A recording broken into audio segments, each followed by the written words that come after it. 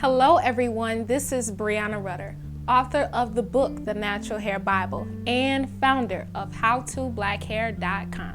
And for these videos, I love to answer the questions you all send me via email. So if any of you have any questions you would like for me to answer, be sure to check out the description box below for additional information. So today we're going to get right on into this video, and this video is from an email I received from Nadia. Nadia emailed me because she is extremely frustrated with her natural hair. She explains to me that she has done everything to make sure her hair can stay moisturized, as far as keeping up with her shampoo and co-washing treatments, her deep conditioning treatments, her protein treatments, sleeping with a silk scarf, making sure to seal her hair. Everything that goes with natural hair, she feels like she's doing it all, and she cannot understand why her hair is always so dry. So I'm glad you sent me that email, Nadia. I know a lot of you always ask me and always wonder, why is my natural hair so dry all the time? Even when I moisturize it, it just gets back dry again. So what I'm going to do is to give you 3 pointers or tips to help you understand why your hair is dry and some things that you could do to help your hair stay moisturized. So the very first thing that I'm going to say is something that you didn't mention that I was hoping you would, is that you need to try out the LOC method. So maybe you forgot to mention in the email, or maybe you've already tried it, but this is also great advice for other people who don't know anything about it as well. I've previously done a video on the LOC method as I explain what it is and what it can do for your hair, and I'll just make sure to reiterate that again. So the LOC method is a technique that you use to keep your hair moisturized for a longer period of time. L stands for liquid, and your liquid can be water or a leave-in moisturizer. O stands for oil, so whatever oil of choice, you can use that as you layer on top of your leave-in.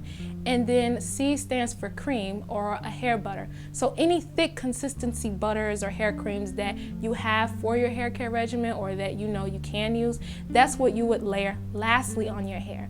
By layering your hair in this order with products, this is helping you to keep your hair moisturized. For some people, it weighs their hair down a little bit too much. So in that case, you should switch up the different types of oils or different types of creams you're using on your hair. And for others, it works perfectly, or at least helps their hair not to be dry as often as it used to. So this is something I want you to try out. I don't know if you have, but I definitely want you to keep it in mind to help you to maintain some moisture in your hair.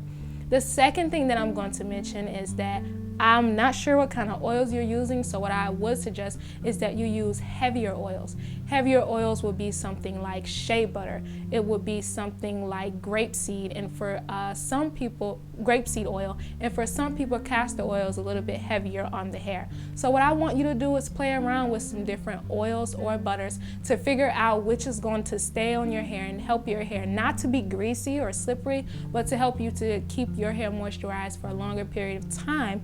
Because as you know, and as others also know, when you put oil on top of wet hair, it slows down the evaporation of water from leaving your hair.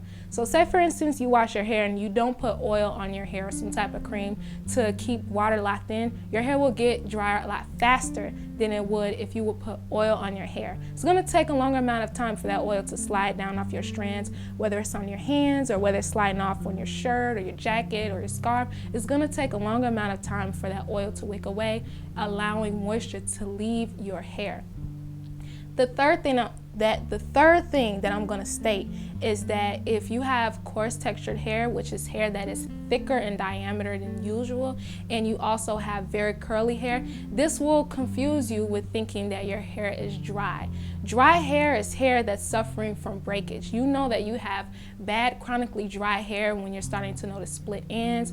It's not operating well with different types of hairstyles. That's truly dry hair. But to touch very curly hair, very coarse textured hair will feel dry. I mean, I have somewhere in between coarse strands and I have some fine strands, and my hair is 4C.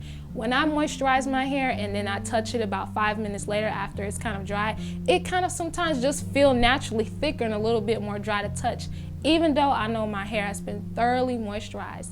So what I want you to keep in mind is that I want you to just let go of the stress of thinking that your hair is dry and just gonna break all apart everywhere. That's most likely not the case if you're doing everything right.